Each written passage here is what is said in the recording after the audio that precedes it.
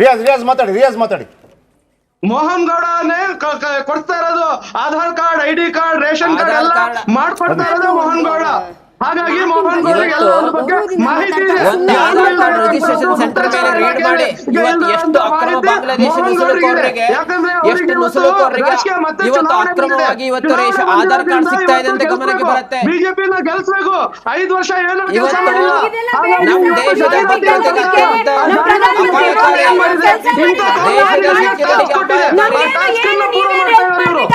ಗೆಲ್ಲೋದಿಕ್ಕೆ ಪ್ರಧಾನ ಮಂತ್ರಿ ಮೋದಿ ಅವರು ಗೆಲ್ತಾರೆ ಆರಾಮಕ್ಕೆ. ನೀವೇನು ಅಷ್ಟೊಂದು ಯೋಚನೆ ಮಾಡಬೇಡಿ.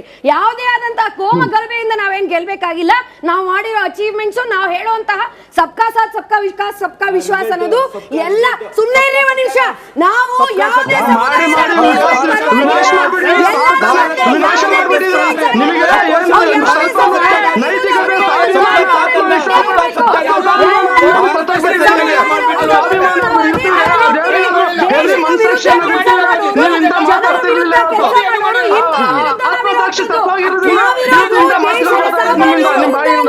ಯಾವುದೇ ಆದಂತಹ ಸಮುದಾಯ ಇರ್ಬೋದು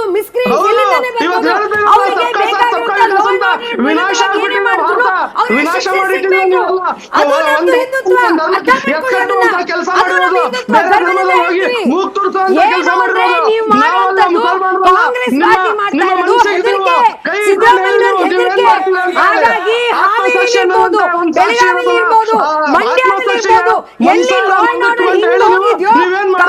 ಸಿದ್ದರಾಮಯ್ಯನವರು ಹಿಂದೆ ಬಚ್ಚಿಟ್ಕೊಂಡಿದ್ದಾರೆ. ಅಂತದ್ ಮಾಡ್ತಾ ಇದ್ದಾರೆ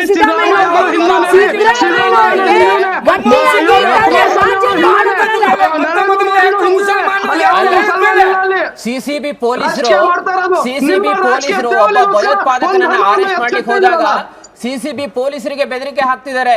ಇವತ್ತು ಯಾರ ಸರ್ಕಾರ ಇದೆ ಅಂತೇಳಿ ಸಿಸಿಬಿ ಪೊಲೀಸರಿಗೆ ಹೇಳ್ತಾರೆ. ಯಾವ ತರ ಸಿಚುವೇಶನ್ ನಿರ್ಮಾಣ ಆಗ್ತಾ ಇದೆ.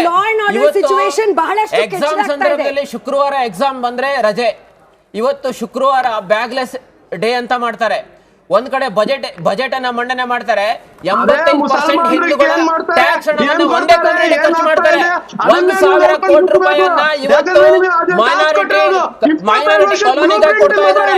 60 ಕೋಟಿ ಇವತ್ತು ಅವರ ಸ್ಕಾಲರ್ಶಿಪ್ ಕೊಡ್ತಾ ಇದ್ದಾರೆ. ಇವತ್ತು ವಕ್ಫ್ ಬೋರ್ಡ್ಗೆ 100 ಕೋಟಿಯನ್ನು ಕೊಟ್ಟರು. ಇವತ್ತು ವಕ್ಫ್ ಬೋರ್ಡ್ ಕಾಂಪೌಂಡ್ಗೆ 31 ಕೋಟಿ ಕೊಟ್ಟರು. ಇಡೀ ರಾಜ್ಯದ ಹಿಂದೂಗಳ ತೆರಿಗೆ ಹಣವನ್ನ ಒಂದೇ ಕಮ್ಯುನಿಟಿ ಖರ್ಚು ಮಾಡ್ತಾ ಇದ್ದಾರೆ. ಮತ್ತೆ ಹೇಳ್ತಾರೆ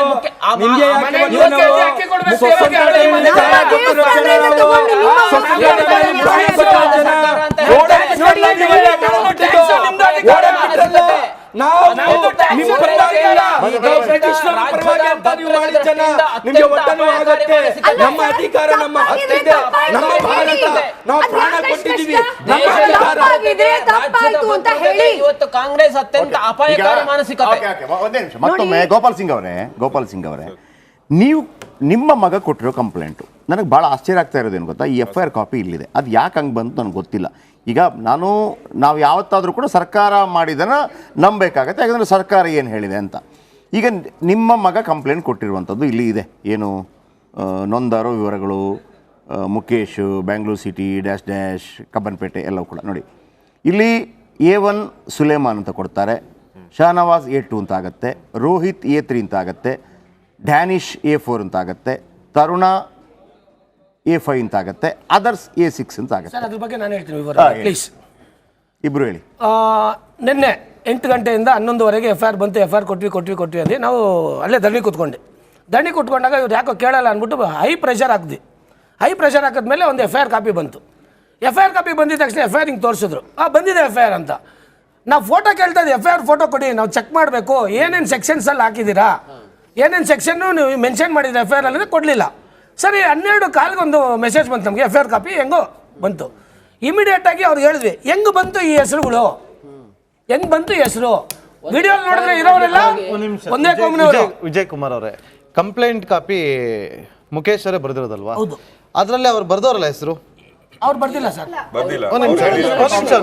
ಈಗ ಕಂಪ್ಲೇಂಟ್ ಅವ್ರು ಬರ್ದಿರೋದಿದೆ.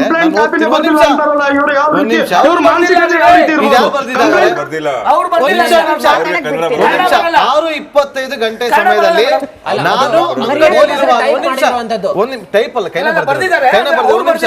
ಅಂಗಡಿಯಲ್ಲಿರುವಾಗ ನಾನು 6:25 ಸುಮಾರಿಗೆ ಅಂಗಡಿಯಲ್ಲಿರುವಾಗ ಸುಲೇಮಾನ್ ಶಹನವಾಜ್, ರೋಹಿತ್, ಡ್ಯಾನಿಶ್ ಮತ್ತು ತರುಣ್ ಹಾಗೂ ಮತ್ತೊಬ್ಬರು ನನ್ನ ಅಂಗಡಿಯೊಳಗೆ ಬಂದು ಸ್ಪೀಕರ್ ಜೋರಾಗಿ ಹಾಕಿರುವೆ ಅಂತ ಹೇಳಿ ತೊಂದರೆ ಆಗುತ್ತೆ ಅಂತ ಹೇಳಿ ಏಕಾಏಕಿ ನನ್ನ ಮೇಲೆ ಅಲ್ಲಿ ಬರ್ದಿದ್ದಾರೆ ಕಂಪ್ಲೇಂಟ್. ಕನ್ನಡ ಬರಲ್ಲ ಹುಡುಗನಿಗೆ. ಗೊತ್ತಿಲ್ಲ ಯಾರದಂದ್ರೆ ಇದು ಬರ್ದಿರೋದು ಹೆಸರು ಹೇಳಿಲ್ಲ ಸರ್. ಇದು ಬರ್ದಿರೋದು ಸ್ಟೇಷನ್ಗೆ ಹೋಗಿದ್ದೀನಿ, ಸ್ಟೇಷನ್ಗೆ ಹೋಗಿದ್ದೀನಿ. ಬಿಡಿ ಸರ್. ಅಲ್ಲ ಅಲ್ಲ ಏನೋ ಇರ್ಲಿ ಒಂದ್ ನಿಮಿಷ. ನಾನು ಹೇಳ್ತಾ ಇಲ್ಲ ಹೆಸರು ಗೊತ್ತಿಲ್ಲ ಎಲ್ಲ ಹಿಂದೂ ಇರ್ಬೋದು ಸರ್. ನಾನು ರಾಜಕೀಯ ಬಂದ ಮೇಲೆ ಇರ್ಲಿ. ಕೇಳಿ ಸರ್, ಸರ್, ಇದು ಗೋಪಾಲ್ ಸಿಂಗ್ ಪ್ರಾಬ್ಲಮ್ ಅದೇ ಸಾಲ್ವ್ ಮಾಡಬೇಕು. ಗೋಪಾಲ್ ಸಿಂಗ್ ಗೋಪಾಲ್ ಸಿಂಗ್ ಗೋಪಾಲ್ ಸಿಂಗ್ ಅವರೇ ನೀವು ಹೇಳಿ ನಿಮ್ಮ ಕಾನೂನು ಹತ್ರ ಸಹಿ ಹಾಕಿ. ಸರ್ ಪ್ರಾಬ್ಲಮ್ ಮಾಡಿದೇ ಇಲ್ಲ. ನಾನು ಅದು ಹೇಳ್ತಾ ಇದ್ದೀನಿ, ಪ್ರಾಬ್ಲಮ್ ಮಾಡಿದೇ ಇಲ್ಲ. ಸಪೋರ್ಟ್ ಮಾಡ್ತೀನಿ ನಿಮ್ಗೆ. ಅದರಲ್ಲಿ ಸರ್ ನಮ್ದು ಏನ್ ತಪ್ಪಿದೆ? ರಾಜಕೀಯ ತರ್ತೀರಾ ಇದರಲ್ಲಿ? ರಾಜಕೀಯ ತಂದ್ರೆ ನೋಡಿ ಹಿಂದೂ ಮುಸಲ್ಮಾನ ಡಿವೈಡ್ ಆಗ್ತಾರೆ. ಇಲ್ಲ, ಬೇಡ ರಾಜಕೀಯ.